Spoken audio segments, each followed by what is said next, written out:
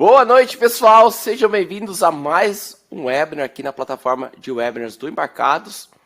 Nós sempre temos aqui webinars bem relevantes para vocês, né? A gente traz conteúdos de diversas empresas e também, né, nessa sequência de webinars aqui patrocinadas pela Mouser, nós trazemos aí grandes figuras do mercado nacional para trazer conhecimento e compartilhar com vocês. Hoje, nós vamos receber aqui o David Maciel, né, que ele é gerente de desenvolvimento, né, pesquisa e desenvolvimento e também professor de eletrônica. E o professor David vai compartilhar com a gente aqui, né, um conteúdo muito relevante para nós aqui, né, que trabalhamos com desenvolvimento de projetos, de produtos, né, que é o assunto aí do protótipo à produção. Então, caminhos para inovar com hardware no Brasil. Beleza? Então, durante esse webinar aqui, né, o que você vai aprender? Então, vai ser um webinar muito legal. Você vai aprender a escolher o melhor caminho para desenvolver um produto de hardware, seja em baixa ou alta escala. Então, esse é um ponto muito importante aí que o professor vai dar aqui para a gente, né? Entender, né, se você está numa baixa escala, numa alta, mas quais são os caminhos necessários para você desenvolver, né, esse produto que contém hardware aí. Então, você vai entender como tomar decisões técnicas e estratégias, né, técnicas e também estratégicas para identificar parceiros chaves para o mercado nacional. E no nosso mercado nós temos aí, né, empresas excelentes que podem, né, ajudar, né, dando suporte, seja os fabricantes, distribuidores e também na parte de manufatura. Então o professor vai trazer todos os detalhes aqui para a gente. Então o professor, né, vocês viram aí no currículo dele, né, tem muita experiência, né, na parte de desenvolvimento, né, também na área de pesquisa e desenvolvimento, também é parceiro, né, acadêmico e design de um grande fabricante, no caso a Microchip, né? Então, pessoal, hoje vocês vão receber um conteúdo muito relevante e, né, aproveitem bastante para tirar suas dúvidas também aqui durante a apresentação. A gente vai ter no final aqui um tempo, né, de perguntas e respostas. Então, se você mandar sua pergunta aqui, no final a gente passa para o professor, né, David Maciel, responder vocês, beleza? Vou deixar aqui um agradecimento para todos que já estão participando aqui com a gente, em especial para os alunos, né, do Senai, do professor David, que estão assistindo também a gente lá. Tem um grupo de alunos aí assistindo, então vai ser muito bacana, é muito importante, né, os alunos estarem recebendo essa informação e até deixo incentivo também para vocês continuarem aqui, né, acompanhando o Embarcados, porque a gente tem muito conteúdo de mercado que vocês podem já, né, junto aí com o seu estudo, já ir alinhando, né, os seus objetivos aí, até para conseguir uma posição no mercado, ou até mesmo se você tem, né, a ideia de fazer um produto, um projeto, já ir percebendo ali, né, e aprendendo todos os detalhes, beleza? Então vamos lá, vamos seguindo aqui, pessoal. Vamos aproveitar aqui para agradecer o patrocinador deste evento, né, deste webinar, que é a Mouser Electronics. A Mouser, ela é líder, né, na distribuição de componentes eletrônicos aí no mundo. Você sempre vai encontrar na Mouser os mais novos e os mais recentes componentes dos principais fabricantes. Então, são sempre componentes ali, né, com qualidade, toda a parte, né, de envio para a gente também, tudo pensando em qualidade.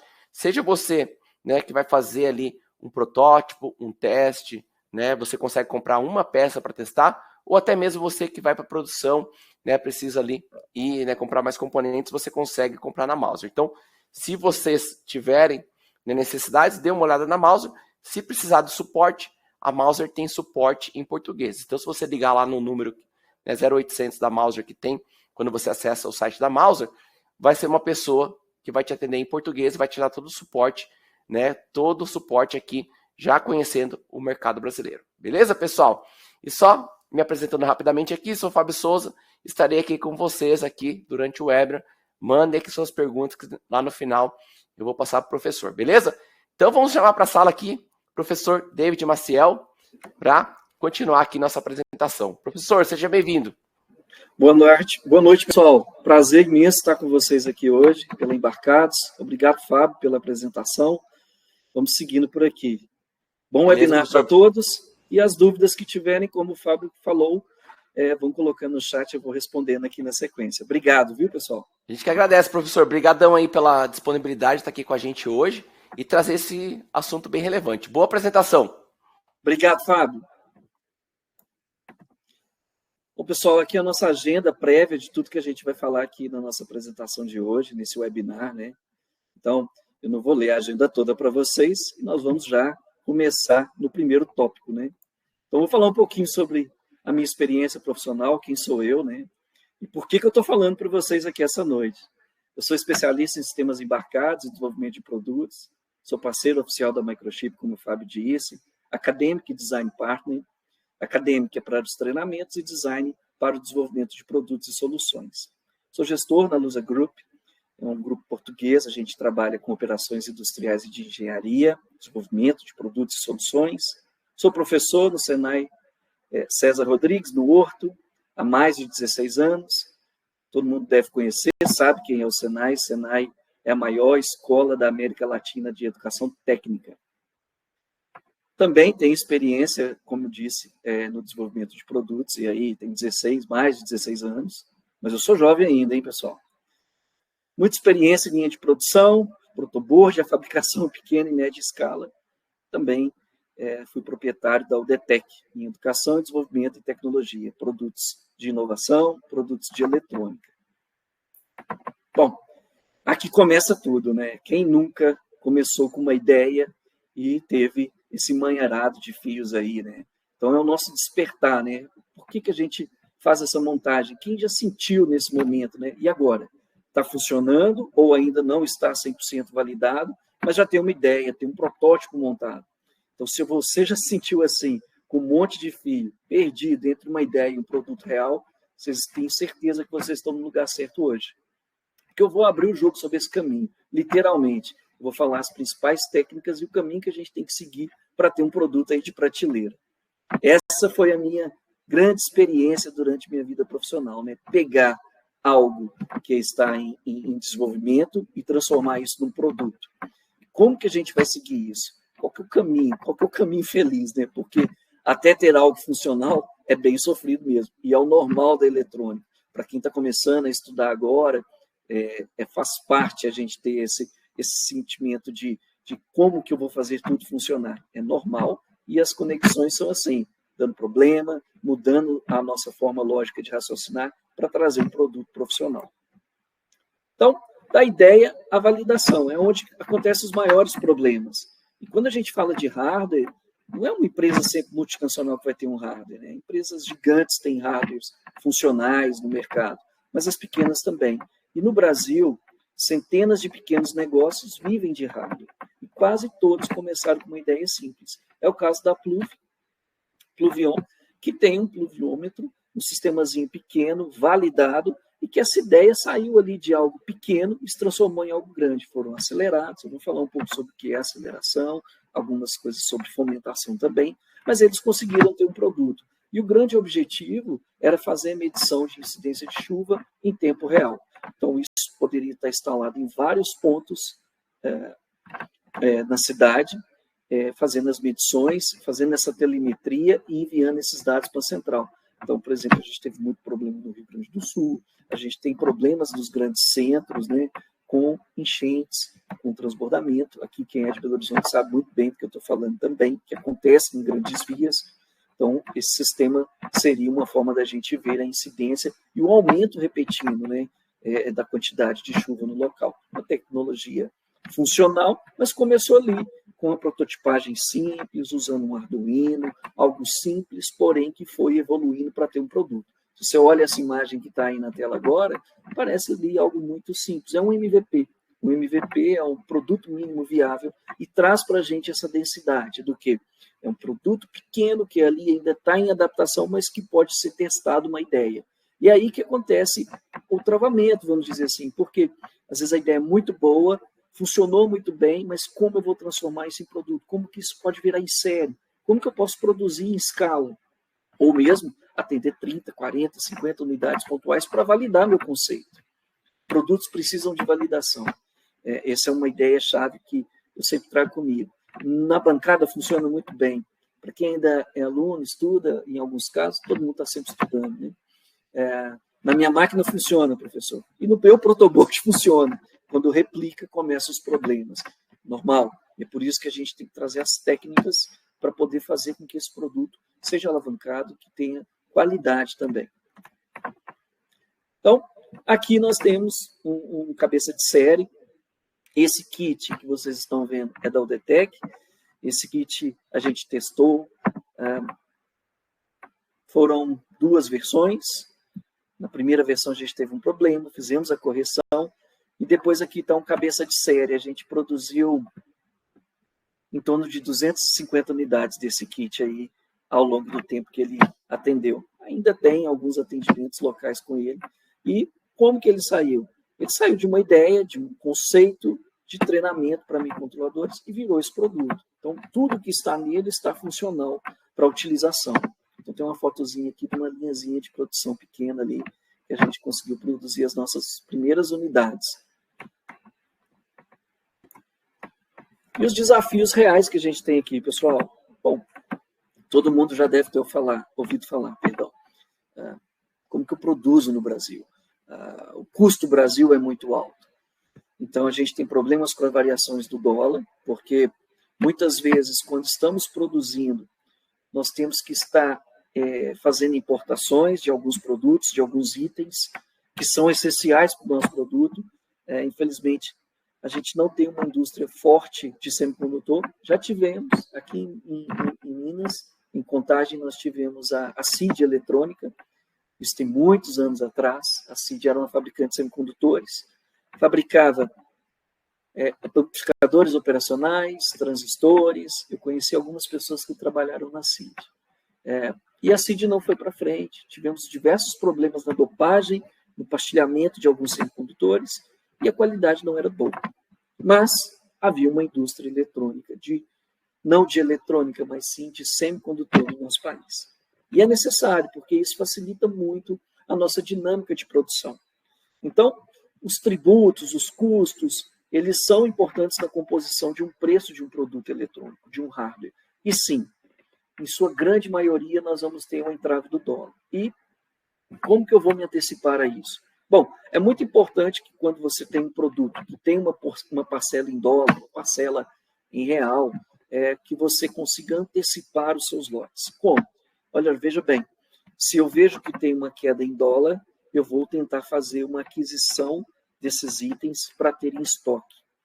E aí, na flutuação do câmbio, eu não perco tanto. Então, eu vou antecipar algumas compras que são estratégicas do meu produto, porque o dólar caiu, porque houve uma variação cambial.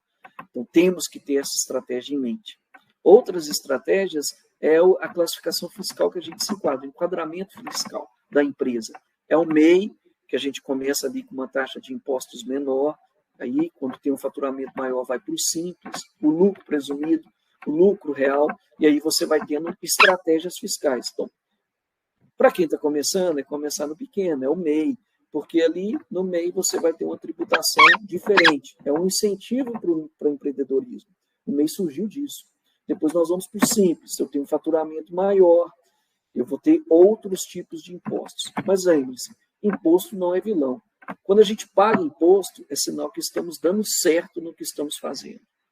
Então lembrem-se disso. Pagar imposto não é um ponto de vista negativo. Pagar imposto é sinal que estamos crescendo também. É uma forma de contribuir também com os outros projetos do nosso país, sim. De certa forma, sim. Porém, é importante que quando a gente está começando, entender qual que é o enquadramento melhor para o meu faturamento, porque senão eu vou pagar muito imposto e não vou ter um faturamento adequado para aquela classificação fiscal, para aquele enquadramento fiscal. Importações, né? Vamos falar o que a gente já disse, né? Nosso grande parceiro aqui desse webinar, a Mouse, é uma empresa que atua muito fortalecendo os nossos desenvolvimentos, né?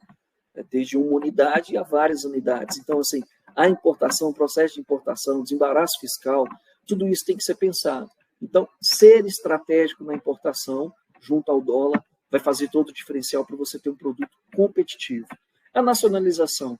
Quanto mais eu faço no meu país, melhor é. Quanto mais eu faço em reais e não dolarizo, melhor é, porque eu tenho um aumento quantitativo da minha margem. Então, eu consigo melhorar a minha margem quando eu tenho a maior parte de itens nacionais. E as homologações que são necessárias. Então, em alguns momentos, você vai ter que buscar uma homologação do seu produto, seja na Anatel, seja no Inmetro. O mercado, às vezes, exige. Poxa, David, aí você pega um ponto assim, então eu não posso fazer meu produto, eu preciso certificar ele.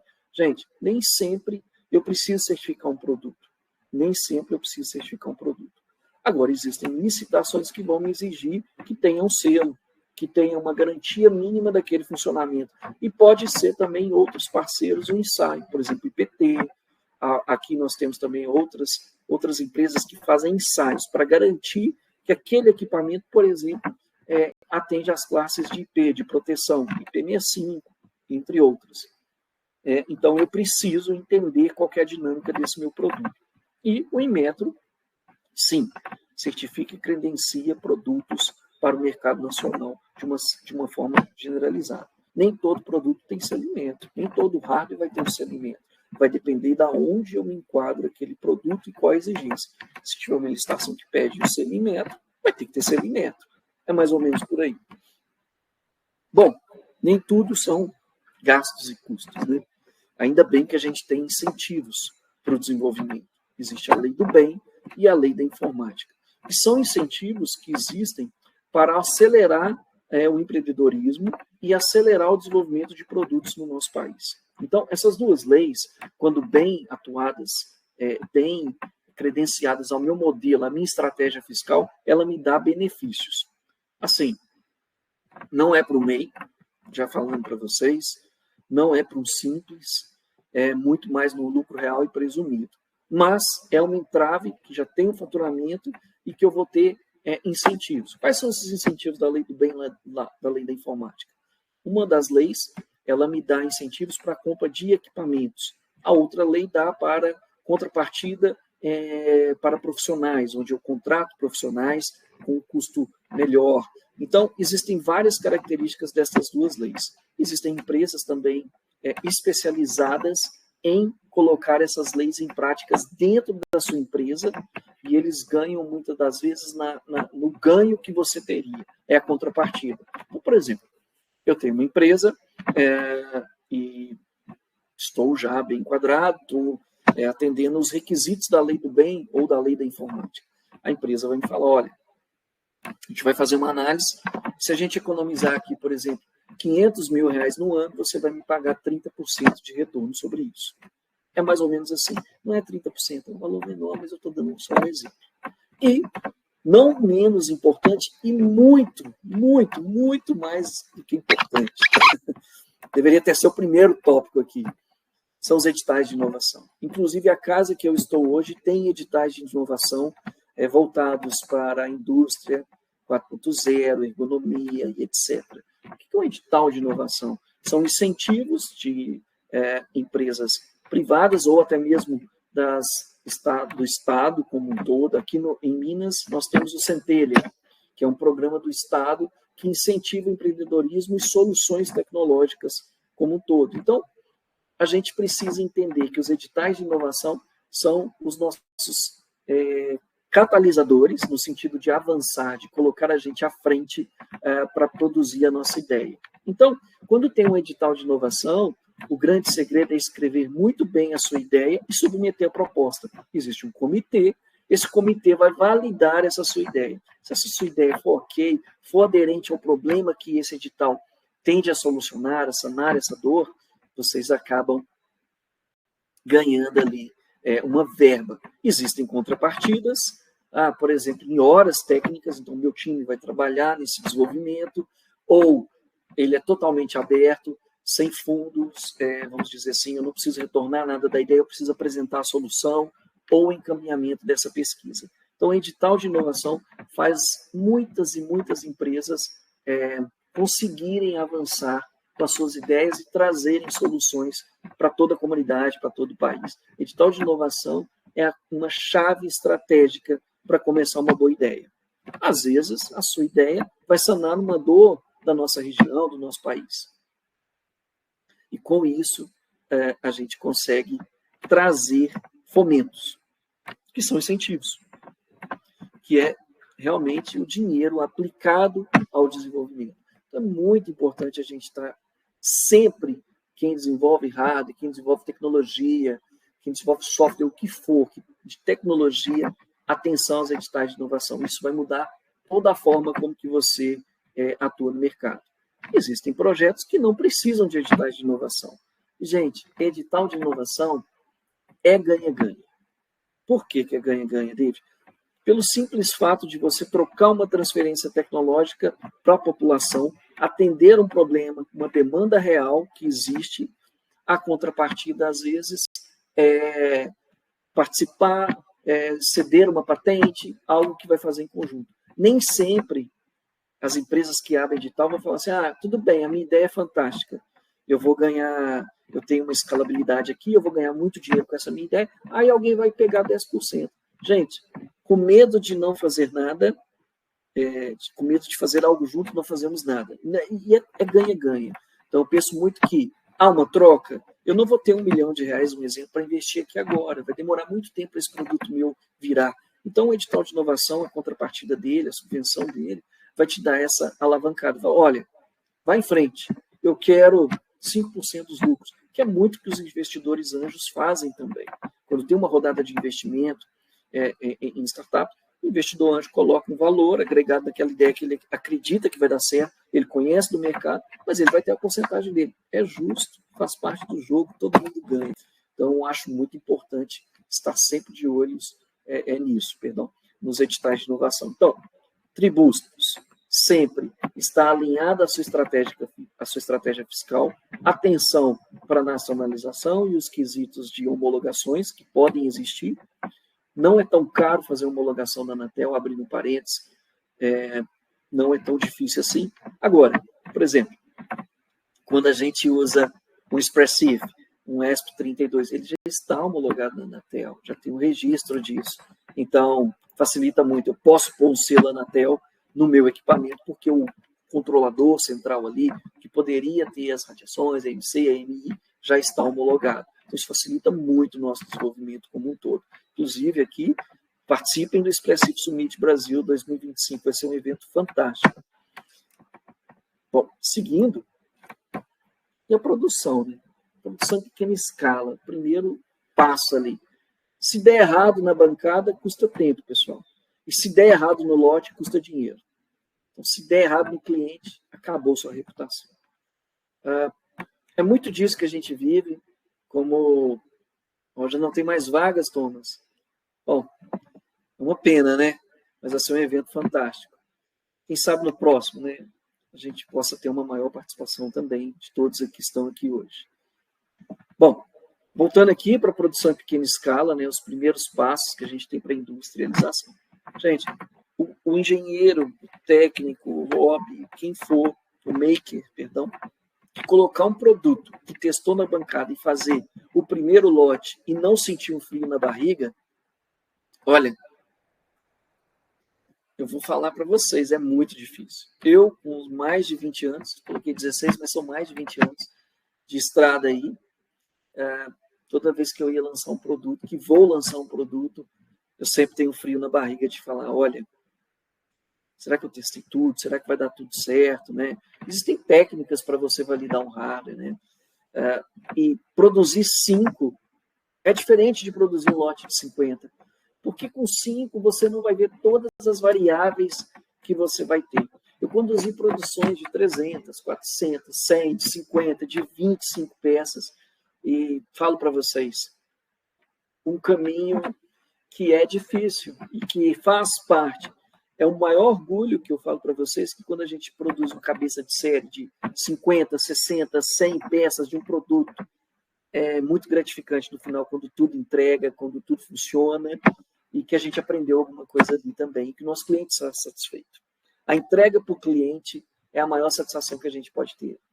E eu penso muito nisso, o que a gente deixa num produto, como eu mostrei no começo para vocês, um kit que eu desenvolvi para treinamento, que eu fiz mais de 250 peças, eu deixo o meu legado. Aquilo ali não vai morrer enquanto alguém testar, enquanto alguém usar. É sim um sentimento de pai, sim, é um sentimento totalmente diferente, eu sou pai, mas é um sentimento, sim, de ter um filho seu ali, um legado que você deixou com o eletrônico. Eu me sinto muito honrado quando um produto sai da prateleira, seja que eu desenvolvi para um cliente potencial, Ele tem a ideia, vem a mim, eu desenvolvo e ele vende. Isso também me deixa orgulhoso. Eu fico muito feliz. E tem muitos casos aqui. E eu preciso ter uma estratégia. Gente, eu vendi 250 peças. Óbvio, eu não vendi um lote de 250 peças de cara. Eu vendi um lote de 10, um lote de 20, um lote de 30 e fui vendendo. E ter um parceiro de montagem, uma AMS, uma Electronic Manufacturing Service, né, é muito importante. Nós temos grandes empresas de montagem no nosso país. Em Itajubá, aqui em Minas Gerais, nós temos grandes parceiros que fazem a montagem e que, inclusive, fazem um controle para a gente da nossa produção. Olha, vamos fechar um contrato aqui de 500 peças. Eles armazenam essas peças para a gente e eu só vou segmentando e faturando de acordo com as minhas vendas. Isso é possível. Então, eu consigo controlar a minha escalabilidade. E o que é melhor, quando eu produzo em um local, eu consigo controlar a minha qualidade. Eu tenho checklist, eu tenho testes, eu tenho inspeção, eu sei que um produto vai ser igual ao outro. Não adianta, gente. No kit, por exemplo, eu usava uso um sensor lá, que é o LM35, muito comum nas nossas aplicações de eletrônica. E, poxa, o LM35 tinha um cabinho cinza. Eu comecei a usar um cabinho rosa. Não, se eu projetei, especifiquei para usar o cabo cinza, todas as peças vão sair com cabo cinza. É um padrão, você tem que ter padrão. Então, o controle de qualidade do meu produto é muito mais do que vender um hardware. É você ali entregando o seu legado, o seu filho para um cliente ali, que é o seu produto. Você quer que seu produto seja o melhor. Então, quando vai produzir, quando forem produzir, pensem. É um lote pequeno? Tem que manter a qualidade, tem que ser a mesma coisa. É um lote de 50? Tem que manter a mesma coisa. Qualquer dificuldade, qualquer diferença. Gente, produzir 50, são 50 aquisições de sensores, são 50 cabos, tem que cortar os 50 cabos, tem que pensar toda essa estratégia de produção. Então, ter uma empresa que faz a montagem faz toda a diferença. Muitas vezes a gente faz um formato CKD, que é a integração final. Esse kit não ia em nenhuma caixa, nem no box, ele não tinha um design de produto, vamos dizer assim, voltado para o encapsulamento. Mas se tiver uma case, eu vou ter que montar essa case. Depois que eu coloquei a placa dentro da case, eu tenho que testar dentro da case, ver se está tudo ok, se está tudo funcionando do jeito que eu pensei. Então, validar. O produto tem que ser validado. E lembre-se sempre, se der errado no cliente, é seu filho fazendo bagunça na casa do vizinho. Fica muito chato, né, gente? Para quem é pai. Para quem não é pai ainda, vai passar por isso. Brincadeiras, mas é isso. É você ali. Quando eu entrego um kit para um aluno que ele adquiriu um curso nosso, uma coisa do tipo, ele está adquirindo um produto do David Mancera. É meu nome que está ali. Então, qualidade acima de tudo. Eu acho isso extremamente importante. E se tiver um parceiro, se a produção ficou grande, vai no parceiro, porque você vai ver que o custo de você estar na bancada, o custo de você estar montando, de ter uma equipe de montagem, não que isso não seja importante, você precisa de equipes estratégicas para outras coisas, para atender as dúvidas, atender os problemas que cada um vai ter. Então, assim, é extremamente importante que quanto custa fazer essa integração aqui? Quanto vai custar? Talvez hoje, para fazer 2, 3, não vale a pena. Para fazer 5, não vale a pena. Para fazer 50, opa, quanto que eu vou gastar de horas? Porque a gente também tem um pertencimento de montar, né, de criar aquilo ali e sentir que está ok. E eu te falo que, se você colocar no custo disso, não vai valer a pena. É importante ter parceiros estratégicos para alavancar o seu hardware. É importante ter parceiros estratégicos para alavancar o seu negócio. Bom, como a gente estava falando, as estratégias. Como é que eu vou precificar, David? Como é que eu vou vender meu produto? Bom, primeira coisa, você tem que entender que tem alguns componentes e que tem um custo ali. Tem muita coisa ali dentro daquele kit, tem muita coisa dentro daquele hardware. Como que eu vou fazer? Quais são os impostos? Como que eu vou calcular a margem? Então, assim, a margem que a gente tem no produto eletrônico, ela não é tão grande assim. Tem um markup mínimo que é comum nos produtos de eletrônica, 20%, 25%, mas você tem que entender que existe um custo de aquisição dos itens, existe um custo de montagem, então você tem que ser inteligente na sua precificação. Como que você vai fazer com que você tenha um preço competitivo. Como que eu vou ser competitivo? Então, eu preciso entender das estratégias, eu preciso antecipar compras, momento certo de comprar, a montagem nos parceiros. Então, outro ponto, além de ter uma precificação inteligente, não adianta eu tenho um hardware que custa R$1.000 e eu quero vender ele a R$2.000. Muito dificilmente você vai ter esse nicho de mercado, tá? Existem situações que você vai ter o domínio técnico que só o seu hardware atende. É uma situação atípica, porque você vai ter concorrência. Então, quando você tem concorrência, você tem que entender que o outro lado que vai comprar vai ter outras opções. No que vamos ser melhor? No que meu produto consegue atender mais? E eu posso fazer uma estratégia de venda. Eu vou ter marketplaces, então eu vou vender nos grandes fornecedores de componentes, de produtos eletrônicos. Eu vou ter uma licitação que vai comprar direto e eu entro com o melhor preço, e aí é concorrência. Ou um B2B, que é de empresa para empresa.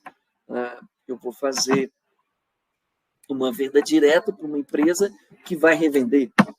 Pode acontecer. São situações que a gente tem que entender o outro lado. Às vezes você vai pensar assim, não é interessante eu vender para a empresa tal que ela concorre comigo. Não, está todo mundo ganhando. Pensem sempre no ganha-ganha. Você tem que estar sempre ganhando alguma coisa. E mesmo que o mesmo produto seu seja vendido, repassado a um custo diferente, você tem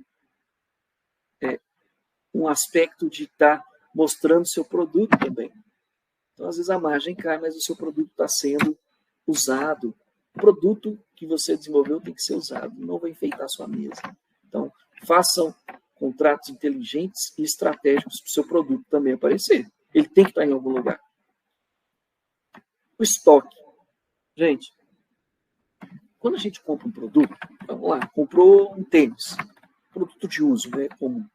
Você quer chegar rápido, você começa a usar o tênis. Ele tem uma cor diferente, ele é legal, enfim, você quer usar ele. Você tem que ter um estoque bom. Por quê? Quem comprou quer receber e quer receber rápido. Então, você precisa entender a sua demanda também. Então, às vezes, você percebe que na época de férias, você vende mais daquele item. Opa, quando estiver próximo de julho, dezembro, eu vou aumentar meu estoque, eu vou investir no meu estoque, porque eu sei que eu vou vender. E aí você pode fazer promoções estratégicas. Olha, na compra de um hardware, ganhe algo que vai chamar a atenção do seu cliente potencial. E investir em marketplaces, ter uma estratégia digital, ou seja, fazer um marketing de venda direta, o marketing digital vai fazer com que o seu produto ganhe escala também.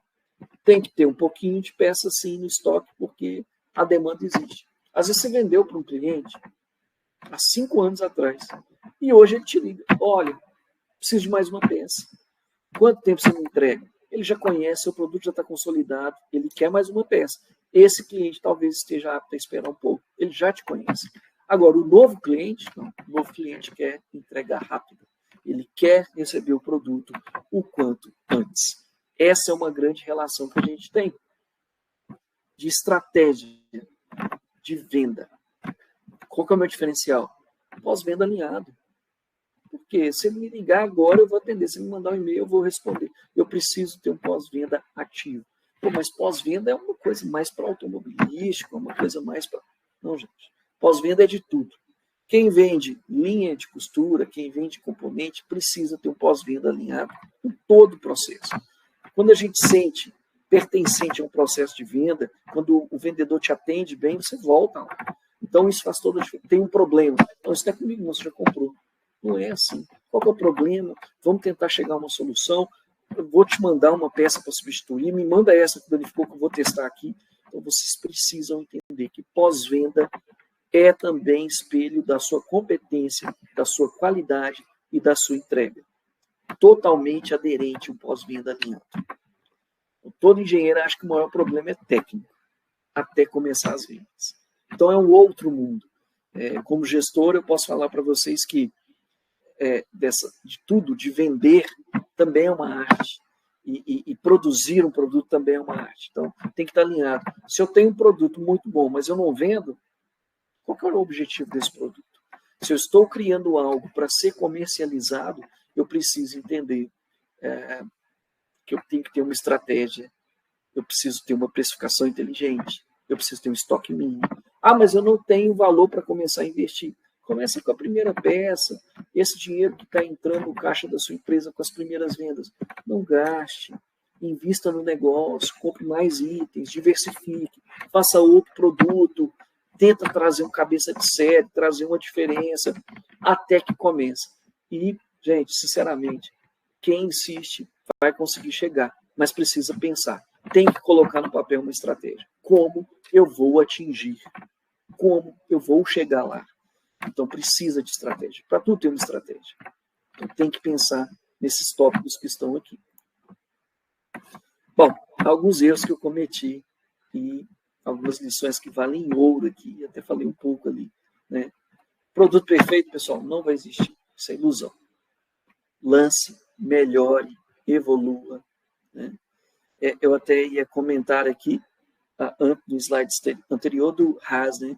Harder a Service. Eu alugo um comodato, que também é uma estratégia. Perdão por voltar. Quando a gente faz um contrato de internet, a gente recebe o modem. O modem é da operadora e ele vai diluído naquelas suas mensalidades por mês. Então, às vezes você tem uma aplicação que você cede o hardware e ganha na mensalidade. É um exemplo também de estratégia, tá, pessoal? Só reforçando aqui. Mas os erros que eu cometi.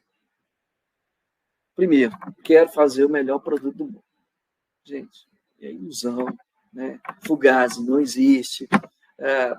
Tem que melhorar, tem que evoluir, mas você tem que começar.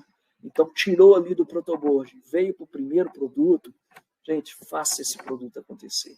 Vá testando, vá evoluindo e vá melhorando. Até mesmo porque o produto ideal que ele já lançou de primeira e já ficou perfeito, você não vai agregar mais valor na sua entrega para o seu cliente potencial. Então, você precisa entender que eu preciso evoluir o produto, eu preciso trazer novas funcionalidades. O que ele pode fazer de melhor? Que é essa evolução. Olha, vamos errar. Vamos errar. A primeira versão do kit teve erros. Teve problema de componente. Eu me lembro que teve um dispositivo que eu usei, que foi um relógio, e eu pensei que o hardware estava incorreto. Você ligava ele na placa e ele esquentava demasiadamente. Um chip remarcado de mercado. Por isso que é muito importante ter fornecedores de qualidade. A Mouser entrega chips de alta qualidade que vocês não vão ter esse problema que eu tive. Então, eu preciso ter fornecedores alinhados, estratégicos ao meu negócio. Eu não posso comprar em qualquer lugar quando eu vou produzir. Não dá para comprar em A, em B, em C. Eu preciso comprar e garantir a qualidade do começo ao fim. E isso faz com que grandes empresas como a Apple tenham uma garantia, porque ela garante todo o processo. Software, hardware, produção. Isso é importante para a gente também. Com produto, mas o meu produto ainda é pequeno. Já pensem com essa mentalidade que vai crescer, que vai dar certo e que vai chegar até a frente. Isso faz toda a diferença. E a diferença é onde errei e como eu vou contornar. Bruce Lee já falava, né? Seja como água, contorne os problemas, contorne as pedras no rio são contornadas pela água, a mesma coisa. Temos que contornar os nossos problemas. Agora, eu preciso aprender com o meu erro. Se eu não aprender aonde eu errei, eu vou continuar cometendo o mesmo erro. Então, não adianta eu fazer 15 versões de placa, não adianta eu estar fazendo um código, compilando um código, e eu só simplesmente dar um F5, não mudar nada, agora vai funcionar. Não existe isso. Tem um problema, você tem que debruçar, você tem que depurar seu código. Então, a diferença é, eu preciso aprender o mais rápido possível aonde está o meu problema e como eu vou contornar. Como o Thiago disse aqui, chip remarcado pode arruinar seu hardware. Exatamente, foi isso que aconteceu comigo. Detalhe, já estava vendido o lote, beleza? Para ficar mais prático e para não ter problema. Isso não aconteceu uma vez, aconteceu algumas vezes. Aprendi que não dá para comprar assim, não dá para trabalhar assim. Eu preciso de um fornecedor de qualidade. Isso faz toda a diferença para mim. Quem vence não é quem sabe mais, é quem aguenta mais tempo no jogo. Meu produto é bom, eu vou persistir, vai dar certo. Então não importa, é uma frase aí do Rock e serve para qualquer coisa na vida, né? Não importa o quão forte você bate, mas quanto você aguenta apanhar e continuar. É assim que se ganha. Essa é toda a diferença. Meu produto é bom, eu vou conseguir, vai dar certo. Persistência é uma palavra-chave em qualquer área da vida de vocês, mas na eletrônica, meu amigo, tem que persistir. Nos produtos que deram super certo que eu desenvolvi, eu não fiz um projeto de primeira e já foi para a prateleira e está vendendo isso. Não existe isso. Eu preciso depurar esse produto, eu preciso testar esse produto. E muitas vezes a gente acha que é só conectar as coisas e vai dar certo. São mais de 20 anos de bancada e eu ainda cometo. Tem problemas. Existem problemas que você não vê, um EMC, um EMI. A gente sofreu tanto nisso. Eu, os meus amigos, os meus times, que muitos devem estar aqui, que é um prazer falar com eles também sempre. E a gente sofreu muito junto e a gente aprendeu muito junto. Então é isso. É aguentar os problemas, entender que eles também vão passar e saber que eu consigo resolver. Pode demorar o tempo que for, mas nós vamos dar uma solução. Isso eu trago para mim, que eu quis muita perfeição nas primeiras versões do kit, e isso me atrasou muito. Eu precisava lançar e melhorar, e eu não queria lançar. Não é hora, espera mais um pouco, eu preciso testar mais. Tira esse receio, vai para cima, que vai dar certo. Isso, para mim, fez toda a diferença. Esses erros que eu cometi de não melhorar, não evoluir um hardware e ficar travado na solução. Soluções existem várias, e sempre as soluções vão trazer para a gente um aprendizado. Então, aprender com os erros faz toda a diferença. Aprender onde que a gente erra faz toda a diferença em nossas soluções e produtos. Bom, falar um pouquinho em eletrônica tem que ter resistência. Muito bom, Gabriel. Exatamente. A eletrônica tem que persistir. No auditório aqui da unidade tem alguns alunos novos no curso de eletrônica. Estou falando para eles agora. Pessoal, é assim, toda aula eu falo, gente, calma, as coisas vão começar a se conectar. Tem que persistir, tem que ter resistência. Gabriel, obrigado. Ótimo comentário. Pessoal, falei das tendências e oportunidades do Brasil. Por que o nosso país é o país das oportunidades? Eu já tinha falado do RAS ali atrás e volto a falar. Gente, não tem. Todo país que tem problemas, como o nosso, um país continental. Né? Claro, Igor, te falo já. Sim, exatamente isso, de oportunidades. País com dimensões continentais, 50% das pessoas não têm acesso à água tratada, esgoto, enfim, problemas sociais diversos e problemas, igual eu citei, de inundações, entre outros problemas de produção, que a gente tem o setor agrícola como forte aliado no nosso dia a dia aí, né, dos alimentos consumíveis. Então a gente precisa entender que o nosso país é um país com empreendedorismo, porque é um país que tem muito problema. Um país que tem problema é um país de oportunidades. Então, nossas tendências hoje, IoT, não tem nem o que falar, né, pessoal? A indústria 4.0 vem com muita firmeza no nosso país, nós precisamos de uma reindustrialização, nós buscamos isso. Por que reindustrializar? Por que mudar processo para sermos mais competitivos e termos um valor agregado melhor nos nossos produtos? A matemática é simples quando a gente pensa nesse sentido. Então, produzir melhor, com custo melhor, para sermos mais competitivos. É isso, todo mundo ganha. Essa dimensão de que empreender nem às vezes é sustentável, sim, a gente só precisa achar o caminho onde a gente vai trazer valor para as nossas soluções. E valor é como eu vou sanar as dores do meu cliente. O cliente tem um problema, e como que eu vou sanar? Como que eu vou tratar isso? Eletrônica está aí para isso. Software está aí para isso. E não só eletrônica, né, pessoal? As outras áreas também são importantes. Mas eu digo muito que, de tudo que a gente está vivendo hoje, tecnologicamente falando, praticamente tudo tem um sistema embarcado. Dificilmente não tem. Então, igual estou usando fone sem fios aqui. Tem um sistema de recarga da bateria ali que é eletrônica. O nosso celular é um computador portátil que a gente carrega no bolso, que há 20 anos atrás, bom, a gente não tinha esse poder computacional. Então, isso traz outros problemas, que não é o nosso foco aqui, mas tudo tem eletrônica. Tudo tem eletrônica, tem mecânica, tem encaixe, e a tecnologia, software, hardware, firmware, está aí para a gente usar ao nosso favor. Então, gente, sempre pensem que um problema, uma dor de um cliente é um momento da gente pensar numa solução que vai sanar essa dor. E os grandes centros, por isso das licitações, por isso dos editais de inovação que a gente falou aqui, que são os problemas. Os governos, as empresas, nem todo mundo tem solução para tudo. Então, nós viveríamos no mundo ideal. Então, por isso que existe o momento do debate, de pensar juntos. Então, quando abre uma licitação, quando abre um fomento, é para sustentar isso com boas ideias. É uma forma de incentivar e premiar boas ideias.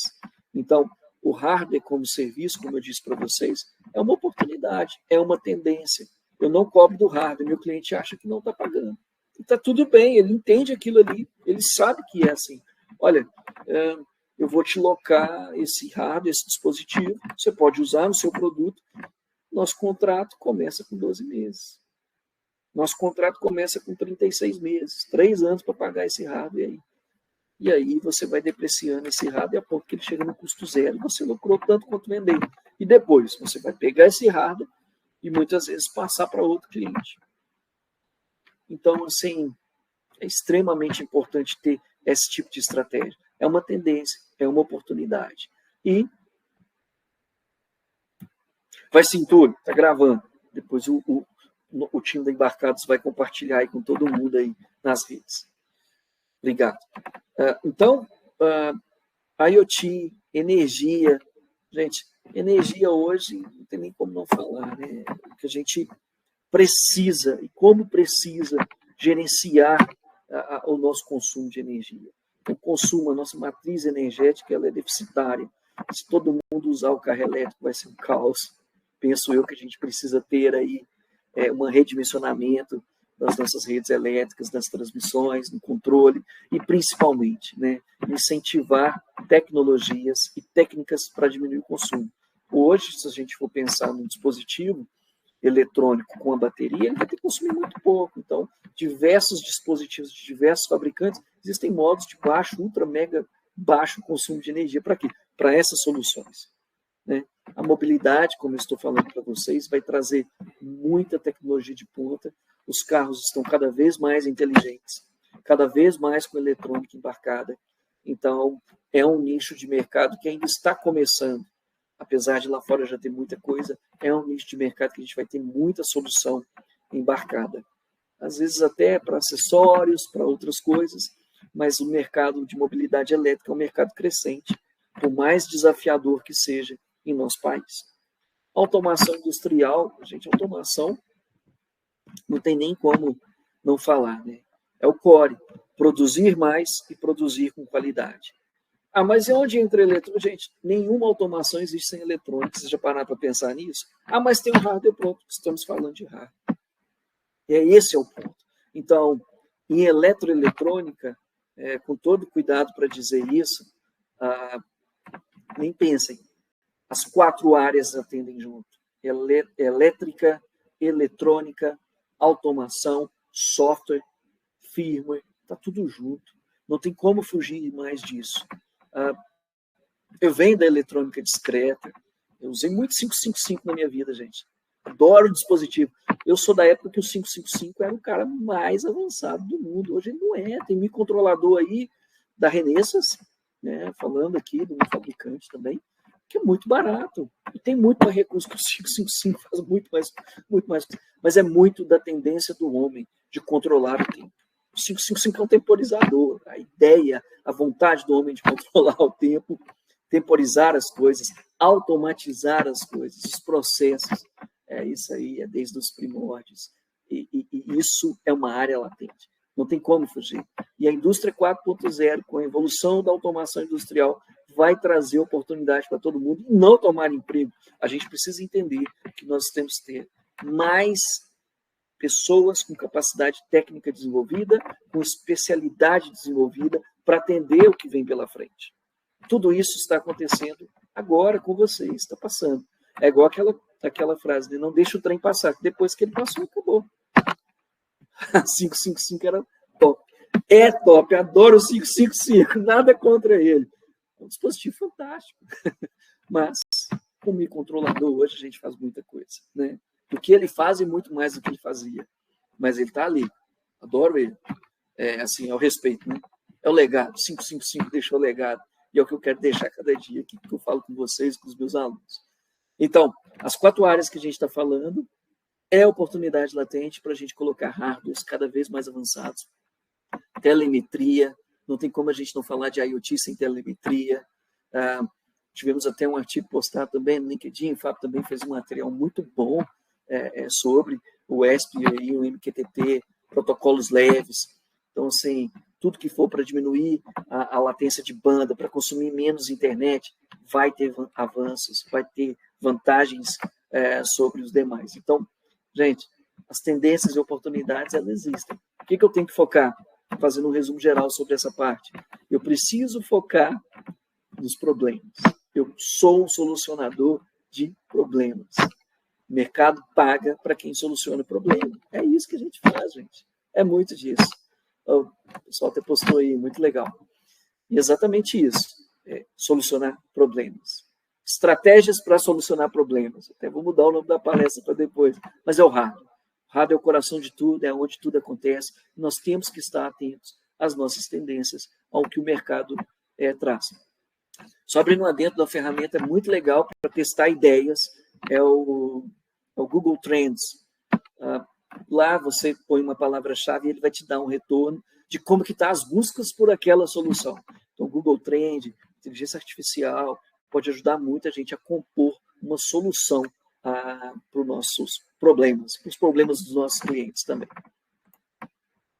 Bom, é a nossa deixa aqui final. Eu sou o David Maciel, e se eu conseguir sair do protoboard para a produção, todos vocês conseguem também. Todo mundo é capaz de desenvolver, todo mundo consegue aprender. É uma questão de manter o foco, entender os problemas e traçar as estratégias corretas para os problemas. Eu vou abrir aqui para as perguntas. Tem uma pergunta aqui sobre chip remarcado, eu vou falar também. E quem quiser fazer pergunta, interagir, o momento é esse. Eu estou à disposição aqui, eu estou nas redes sociais, no LinkedIn, podem ficar à vontade para me contatar. Foi um prazer imenso estar aqui, agradeço muito ao time da Embarcados. Eu estou me sentindo muito realizado por estar aqui hoje. Para o pessoal que eu estou transmitindo no auditório, daqui a pouco a gente se vê, eu vou aí conversar com vocês também. Muito legal. Bom, vamos lá. Isso aí, professor, parabéns, viu? Muito obrigado aí pelas informações que foram eu que agradeço, apresentadas aqui. Muito obrigado. São informações valiosas aqui para quem pretende ou está desenvolvendo hardware aqui no Brasil, né? Então, muito relevante mesmo aqui. E com certeza o pessoal que assistir essa apresentação, tanto agora ao vivo quanto depois gravada, vai conseguir aí, né, ter os caminhos aí como é a proposta aqui da apresentação. Muito obrigado. Vamos lá então, professor. Vamos aqui para as perguntas, né? Então, a primeira pergunta do Igor, né, foi em relação a o que é um chip remarcado. Legal, é uma ótima pergunta, né? É uma ótima pergunta. Eu costumo falar que não existe produto eletrônico pirata. Não existe. Eu não vou comprar um equipamento pirata, não tem como a gente piratear um produto. O que acontece nas linhas de produção dos semicondutores, lá na pastilha, em alguns processos produtivos, um lote, por algum problema técnico, por algum problema de composição da pastilha, ele é retirado e falado, olha, esses itens não podem ir para a linha final porque eles apresentaram falhas nos testes. E nessa de apresentar falhas nos testes, eles são descartados. Algumas empresas compram esses lotes que não passaram por todos os testes de qualidade. Gente, de um lote de 1 milhão de 555, que é meu amigo, 1 milhão, 500 mil, 500 peças, 1.000 peças ali vão passar. É porque o tempo de testar um por um é muito caro, é mais barato fazer tudo. Então, o que acontece? Eu vou remarcar esse chip. E algumas empresas compram e repassam. Aí, por azar, o que aconteceu? Comprei um chip danificado que não poderia estar sendo vendido. Bom, acontece, gente, acontece. Não era para acontecer, mas acontece. Valeu?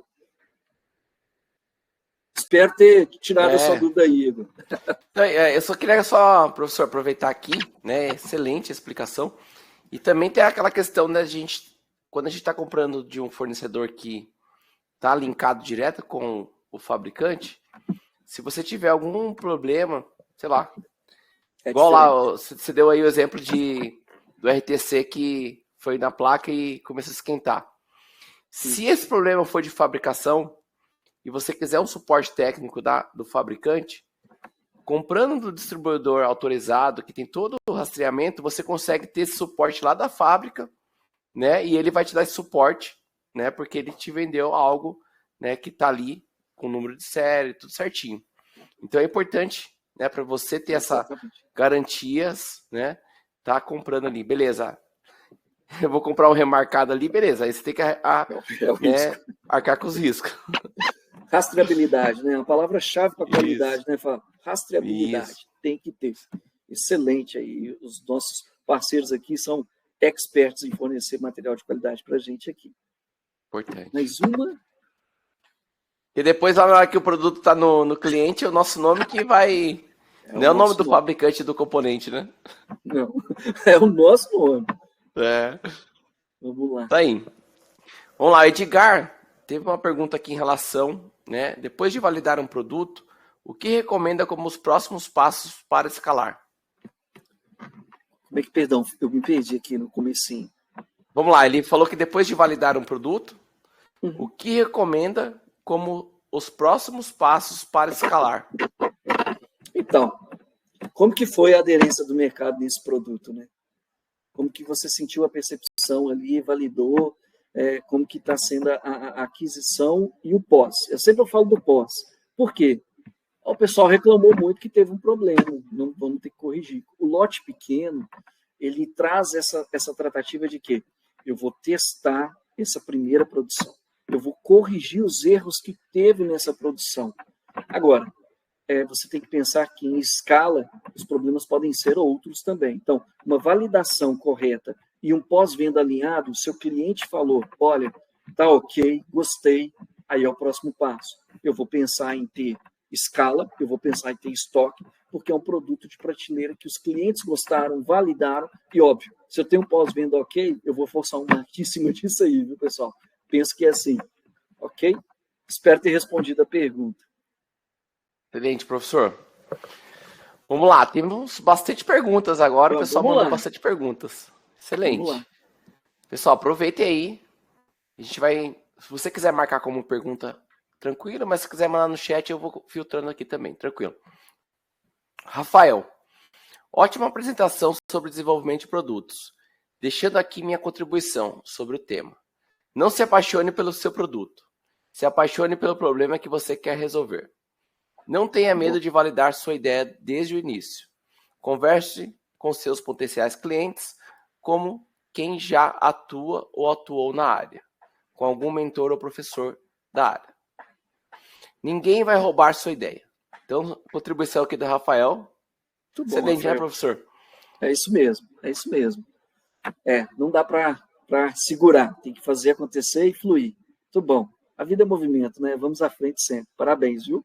Muito bom. Obrigado, Rafael. Vamos lá, Gabriel. Qual a maior tendência para o desenvolvimento de hardware que você enxerga no momento? Essa pergunta é de $1 milhão, hein? Essa vale $1 milhão. Mas como eu disse, né, as tendências, eu penso que a IoT e telemetria sempre vai ter um espaço especial aqui em nossas necessidades, principalmente pelo avanço da indústria 4.0, que precisa. Não tem muitos hardwares funcionais validados para essa próxima evolução industrial, viu, pessoal? Eu acho que é um caminho de ouro aí. Legal. Mas assim, professor, também deixando aqui aproveitando sua apresentação e também deixando aqui o incentivo pessoal, procure resolver o problema de quem tem o problema. Não faça o hardware para procurar um problema. Exatamente. Né? É isso mesmo. É isso mesmo. Vamos lá para a próxima. Tem que enxergar a necessidade do pessoal. Vamos lá. Gabriel, tenho um projeto de circuito NFC com sensores acoplados. É necessário homologar na Anatel? É específico, né? É bem específico.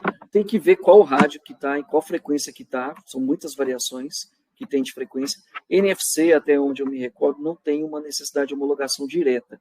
E a dica que eu dou é: especifique um rádio que já tenha homologação. Isso vai facilitar muito a sua vida. Caso necessário, vai depender da banda de frequência. NFC tem algumas variações em frequência. Eu não me lembro de ter que ter uma necessidade de homologação Anatel direta. Mas se tiver, use um rádio que já foi homologado. Um rádio, né? Eu não me recordo de ter homologação direta para NFC, não. Porque é frequência mais baixinha ali, né? Não é tão longe. Não tem. Mas aí talvez você tenha que avaliar todo o seu produto. E aí você tem que considerar uma OCD para te dar uma orientação melhor em relação a isso. Verdade. A OCD que o Fábio está falando, pessoal, é uma empresa, desculpa, tá?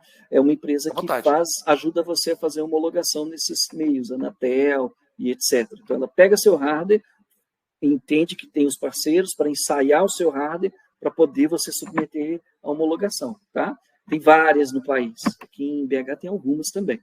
BH tem bastante. Tem. O CPTL, um abraço aí. Fiz um macho para vocês. Então. É isso aí, pessoal. Que é o caminho. O caminho a gente tem que sempre procurar esse órgão que vai ajudar a gente aí a fazer a certificação. Beleza. Carlos Eduardo. Atualmente, compensa fabricar placas PCB na China ou no nosso mercado brasileiro? Boa pergunta. Excelente. É uma dúvida latente, né? Então, o dólar subiu, tudo fica mais caro. Então, é uma compensação entre impostos da importação, que em torno aí de 60% a mais a variação cambial. Então, sim, respondendo friamente, aqui em Minas, inclusive, e no Brasil como um todo, no Sul tem grandes parceiros, você consegue produzir com preço legal e uma alta qualidade, tá, pessoal? Então, depende. Se eu for montar, é uma EMS, é um pouco diferente. Agora, só o hardware pronto, tem que pensar nos impostos que vai pagar e na variação cambial. Tá bom? Além disso, aqui no Brasil você tem mais segurança de ter uma empresa, se tiver algum problema, vamos lá. Problema judicial, você vai entrar aqui no Brasil. Se tiver, sei lá, você quer lá conhecer a fábrica, acompanhar o processo de produção, você consegue. Então, avalie-se muito bem aí todo o processo, não somente o valor, o custo ali, né? Pode ter outros custos que não aparecem. É o risco, né? Você aumenta muito o seu risco, você ganha, mas você aumenta o seu risco. Então tem que medir aí. Risco é bom. Empreendedor adora risco, mas tem que saber medir. Legal, professor. Vamos lá. Professor, o Thiago pergunta aqui. Cliente pediu um orçamento. Seja rápido, certo? Senão você pode perder a venda, né? Mas como produto físico, você pode ser difícil, porque o custo de estoque pode impactar no fluxo de caixa da empresa. Não dá para empatar estoque. Inclusive, se você tem um estoque muito alto, você pode ter alguns problemas fiscais também. Tem algumas situações assim, tem que validar. Agora, o mínimo para atender. Quando eu falo em estoque, né, você tem 1.000 unidades. Você tem que entender que se há demanda, se há uma latência, olha, está tendo muita solicitação de orçamento, porque ninguém chega clicando e comprando muitas vezes. Então, tem um orçamento, você vai vendo, olha, esse mês nós tivemos 100 consultas, nós fechamos 30. Opa, está tendo uma média de consultas. Então, se eu começar a vender 100 peças, eu preciso medir isso. Agora, quanto antes você atender seu cliente, mais feliz ele vai ficar. Então, tem que saber medir. A quantidade em estoque tem que ser direcionada para a quantidade de consulta que você tem. Se é uma peça a cada 3 meses, 4 meses, tem que pensar nisso aí. Qualquer estratégia para ter um estoque mínimo. Estoque mínimo é: vendi tudo, zerei, vou produzir mais. Uma parte sempre reinvista. Pensem sempre nisso. Reinvista sempre no seu negócio para ele continuar crescendo. E isso vai fazer seu negócio prosperar. Espero ter respondido a dúvida aí. Não, perfeito, excelente. Eu só também adicionaria, aproveitando a palestra ali, em relação aos parceiros desenvolvidos, né? Então, você ter essa cadeia desenvolvida para que você consiga já ter uma ideia Mapear do a seu produção tempo de mais produção. rápida, né, também Isso. é um ponto, Mais um. Considerando o tempo, como é que é a temperatura, umidade, pressão, tudo ok. Não vamos considerar época de pandemia. Foi sofrer dessa época, viu? Boa. Fala não. Vamos lá, João Alberto. Por questões de custos, muitos empresários optam por desenvolver e produzir seus projetos na China. No passado, no entanto, havia uma séria desconfiança sobre o respeito aos direitos autorais e aos segredos industriais pelas empresas da China. Houve alguma mudança nesse cenário nos últimos 30 ou 40 anos? É a questão jurídica, né? A gente tem que pensar nesse risco-oportunidade. Não dá para ter uma empresa para produzir o PCB aqui, é caro, tem um segredo industrial. Então, assim, N situações que acontecem, então temos que pensar nesse ponto. Muito do que eu falo eu posso fazer um NDA para poder mandar a documentação, que é um formato de contrato jurídico que vai falar, olha, tudo que está aqui você não pode falar nada para ninguém. Se essa remodelagem não tivesse acontecido, e eu estou falando dos grandes players, a Apple não montaria na China, por exemplo, a Samsung não montaria lá também. E sim, gente, os produtos, é o que eu falo, né? Os produtos, uma ideia boa, ela vai alavancar outras ideias. Então, o seu hardware, o seu produto pode sim ser um incentivo para outra empresa, para outra pessoa. Concorrência sempre vai existir. A grande questão é como eu vou diferenciar dos outros, como eu vou ser melhor dos outros pela técnica, pela solução, pelo pós-venda, pela qualidade. Agora, montar lá, você tem que tomar essas atenções de falar, olha, não pode vazar nada. Agora, o que nos traz também de contrapartida, muitas vezes a gente faz um CKD e faz a integração no próprio laboratório da empresa. Então, o que eu faço? É uma técnica boa, não tenho firmware. Sem o firmware, as coisas não funcionam. Fazer todo o firmware, engenharia reversa, não é tão simples assim. Então, o segredo industrial de testar, de entregar o firmware, pode ser feito em casa. Agora, eu quero fazer tudo, eu quero produto testado e pronto. Tem esse risco? Tem. Faça um contrato jurídico validado, né? O seu jurídico vai ter que atuar para fazer com que as leis prevaleçam. Inclusive, o que o Fábio contou muito bem, que as questões das regras, né, das leis dos outros países, não infringir isso também. Então, assim, de novo, vamos pesar. É melhor ou não é? É um caminho ou não é? É algo excepcional, é algo que só eu tenho. Como eu vou controlar essa produção e continuar sendo exclusivo? Então, assim, não tenha medo.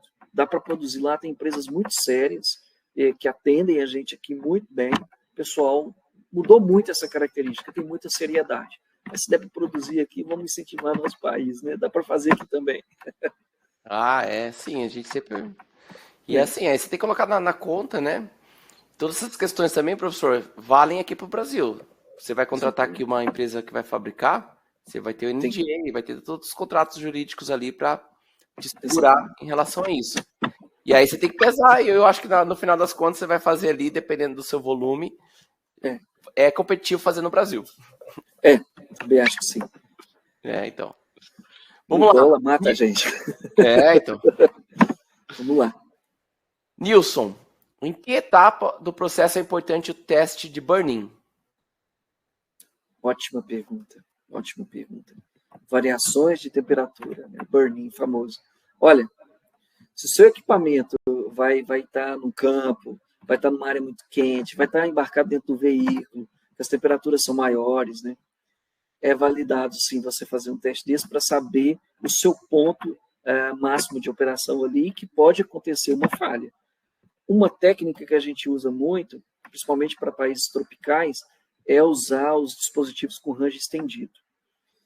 Entra ali o industrial 0 a 70 ali, você pode usar um item militar que vai ter uma expansão de temperatura para não ter problema. Mas o burn-in, por exemplo, o kit que eu apresentei para vocês. O kit, eu não fiz teste de burn-in nele. até mesmo porque tem um display de LCD, ele pode danificar, então tem situações que você tem que saber remediar. O display trabalha até 60 graus, então ele vai ter que operar até 60 graus. O fabricante te deu essa garantia, né, vamos dizer assim. Então vai depender muito da aplicação do produto e da exigência que tem, do meio. Licitações costumam pedir, preciso de um teste de burn-in a tantos graus, porque vai para campo, o equipamento vai rodar dentro do carro, enfim, situações e situações. Mas, assim, teste nunca é demais, mas burn-in, vibração, depende. Se fizer um equipamento que vai para a locomotiva, vai ter que fazer um teste de câmara de vibração, porque vai dar problema. Um parafuso solta, algo não conecta direito, tudo isso tem que ser pensado sim. Então, burn-in é aquilo ali. Se der para fugir, ok. Se não der, vamos pensar em usar sim. Excelente. Vamos lá. Paulo Sérgio. Boa noite. Sempre tive vontade de criar algo usando o PIC. Pelo que entendi, devido à homologação, seria mais fácil lançar primeiro em ESP32? Ah, legal. Eu sou suspeito para falar do PIC, né? PIC me acompanha aí desde o PIC-C, que não tinha memória flash, tinha que apagar na UV-Prom lá, no EPROMzinha. Era sofrido. Mas era divertido também, né? O chip era muito caro, né? Todo de ouro. Mas respondendo a sua pergunta, não necessariamente. Eu falei do ESP por ser Anatel, porque esse cara, ele tem uns recursos muito legais. É muito bom. Então, o chip mais barato que tem Wi-Fi e Bluetooth integrado. Tem hoje um Bluetooth BLE, né? Que ainda é melhor, né? Então, assim, BLE é de low energy, então consome menos. Olha só, então depende da sua aplicação. Se eu for colocar um rádio microchip no meu produto, sou parceiro, não tem problema nenhum de falar isso, é a realidade. Se eu colocar um chip, um rádio homologado na Anatel, um microchip, no meu produto, eu não vou ser competitivo. Então, assim, o ESP32, ele tem muito recurso, é um chip barato, mas dependendo da aplicação, eu não preciso dele. Se eu não vou ter Wi-Fi e Bluetooth, dificilmente eu vou usar um ESP32. Eu vou usar um outro microcontrolador que vai atender às minhas necessidades. E como eu gosto demais do PIC, né? Falando bem mineiro, eu gosto demais do PIC, eu acabo usando ele em maioria dos produtos, a não ser quando o custo entrava. Então, assim, tem que entender qual que é a relação custo-oportunidade. Mas hoje, sem dúvida nenhuma, o chip mais barato e mais promissor com Wi-Fi BLE é o ESP32, é expressivo, deu um show nesses chips aí, estão de parabéns mesmo. Espero ter respondido, Nilson. Excelente, professor. Eu vou trazer só aqui rapidinho aquele comentário do Rafael. Sim, não se apaixone pelo, sei lá, pelo device que você usa. Se apaixone pelo que você tem que resolver. Às vezes o PIC resolve muito bem, muitas situações. Às vezes é o ESP32, às vezes é outro. Então, tem que entender o problema que você quer resolver e adequar o seu hardware para a melhor solução, custo-benefício que você vai conseguir desenvolver. Exatamente. Muito bem pontuado. Não dá para apaixonar por tecnologia. Não dá. Porque não você vai, eu gosto muito aqui de, sei lá, Intel i7. Aí eu vou fazer aqui piscar um LED. Então, colocar um processador para piscar o LED. Aí, então você tem que adequar o... Beleza, vamos lá. Vamos lá, continuando aqui, pessoal. A gente pegando as últimas perguntas aqui para o professor, para liberar ele lá para ir conversar com a turma. A fabricação de circuitos eletrônicos deve ter a emissão de notas de fabricação, correto? Neste mesmo sentido, é necessário que você tenha um barracão com CETESB, ou seja, o que o Gabriel está perguntando aqui, se é necessário que a empresa seja uma fábrica, né? Uma manufatura. Para desenvolver o hardware em si, que ele pergunta? Para tirar a nota fiscal, né? Acho que para fabricar tem que ser uma empresa que tenha CETESB. Agora, para tirar a nota fiscal, depende muito das questões fiscais ali, né? Mas enfim, a questão assim de ter a emissão da nota, inclusive pelo seu CPF, você consegue emitir nota fiscal. É um processo mais moroso, você tem que procurar a receita lá do seu estado, né? Não a Receita Federal, mas sim o que a gente chama de Cefaz, Secretaria da Fazenda. Você faz um cadastro da Secretaria da Fazenda e você consegue emitir a nota fiscal pelo seu CPF. Então, não necessariamente está vinculado a uma empresa diretamente de desenvolvimento, tá? Você consegue sim emitir notas fiscais. O ideal é que você tenha um mínimo de programa, um mínimo de estrutura. Isso volta lá naquele slide inicial da questão de estratégia. Então, Eu adorei assim, aquele slide. tem que pensar na estratégia, senão você patina e não sai do lugar. Tem que ter uma estratégia fiscal, tem que ter uma estratégia comercial. Então, assim, tem que pensar nisso, tá? Espero ter respondido aí muito da nossa regionalidade. Como nós estamos num país, como eu disse, intercontinental, né? Então, assim, em São Paulo é uma situação, aqui em Minas é outra, se for para a Bahia é outra situação. Então, assim, em Manaus é outra situação completamente diferente. Sim. Então, é assim, muito da regionalidade. Então, a Secretaria da Fazenda é o melhor lugar para você se informar sobre isso. Mas aquelas estratégias de ser uma MEI, de ser um simples, vai te trazer essa facilidade da emissão das notas fiscais do seu produto, tá bom? Isso. E aí, colocando como um parceiro estratégico, achar um bom contador para te ajudar. Tem que ter. O contador faz a mágica acontecer da nota fiscal também. Nossa, isso aí. Ajuda demais. Então, nessa questão até ele vai te ajudar, te orientar se você consegue fabricar em outro local sem você precisar ter um barracão, né? Por exemplo. Exatamente. Legal. Exatamente. Vamos lá, Gabriel. Novamente aqui, outro Gabriel. Vamos lá. Sempre recebo pedidos de orçamento de lotes economicamente viáveis. Como determinar o que é um lote economicamente viável? Lote. Você tem que pesar duas coisas aí, né? Primeiro, a sua margem, como é que ela está? Se ela está intacta ou não está. E ofertar o melhor preço para aquela condição. É o que eu disse também no sentido de que quem concorre comigo? Quais são os players? Quais são os meus... aliados é uma palavra muito forte, mas quem são os meus concorrentes diretos? Como que eles estão precificando? Então tem que entender, e essa pergunta é típica de licitação, né? Muitas vezes a licitação vem aberta, tem um jogo ali, você tem que saber estrategicamente como que seu fornecedor, os seus concorrentes vendem, né?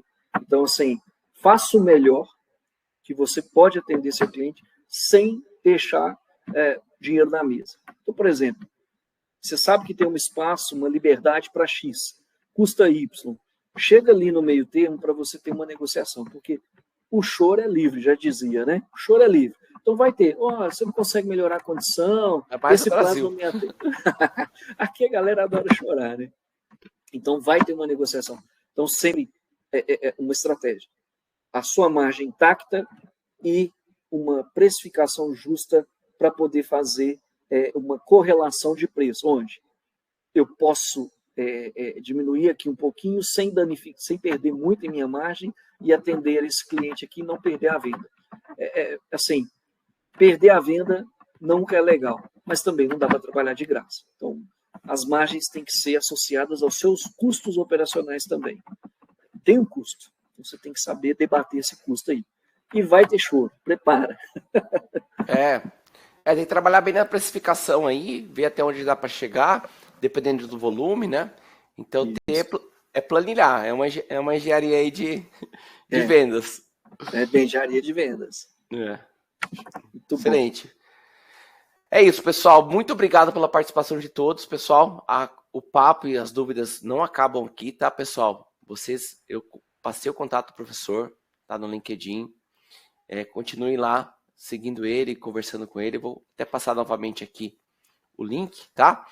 E continue. Esse é um assunto muito importante e os pontos que foram, né, mostrados aqui durante a apresentação são muito relevantes, tá? Tem insights ali e informações valiosas que vocês vão usar para poder lançar um produto no mercado, né? E aí, claro, você vai começar ali na sua ideia, você vai comprar um componente lá no Mercado Livre, AliExpress, nas lojas, mas na hora de você transformar esse produto, o jogo muda, né? Então, tem que entender tudo isso. E aqui foi mostrado um caminho, né, que você pode levar, inclusive, até pontos aqui, né, interessantes como, né, você ter aí participar de algum programa, né, que tenha, né, incentivo com grana, incentivos fiscais também. Então, dê uma olhada com carinho nisso, se você pensa em lançar produtos no mercado. Professor, muito obrigado, viu? Muito obrigado mesmo. Adorei. Eu que agradeço. Foi um prazer estar aqui. Foi muito bom, fiquei muito honrado pelo convite. Espero ter compartilhado um pouco do que nada sei com vocês. Muito obrigado. Uma excelente noite para vocês. Valeu demais, foi ótimo. Fiquei muito feliz. Valeu demais. Obrigado. Valeu, Fábio. Valeu. Um abraço. Até mais. Tchau, tchau. Pessoal, para quem está chegando aqui no Embarcados, né, a gente tem sempre apresentações desse tipo, então fiquem ligados lá. Semana que vem a gente tem um webinar também, inclusive com a Microchip, né, o professor aqui é parceiro, então eles vêm mostrar a linha nova de PIC deles, né, 32C, que são PICs mais novos com ARM. Então, fiquem ligados e aproveitem a comunidade também para tirar dúvidas, né? Se você é uma empresa, né, ou né, um empreendedor, ou tá prestando serviço, né, tá dentro de uma empresa, é sempre importante estar na comunidade para você aprender com os erros dos outros, né? Você não precisa passar o mesmo erro que o outro já passou. Tira dúvida, né? O pessoal aqui no Brasil é bem solícito e compartilha bastante, beleza? Tenha aí uma ótima noite e em breve a gente vai disponibilizar essa apresentação aqui e a gravação para vocês reverem aqui, que é muito importante. Até mais. Valeu demais, pessoal. Valeu, até mais. Até mais, professor. Até mais, pessoal. Obrigadão, valeu. Valeu.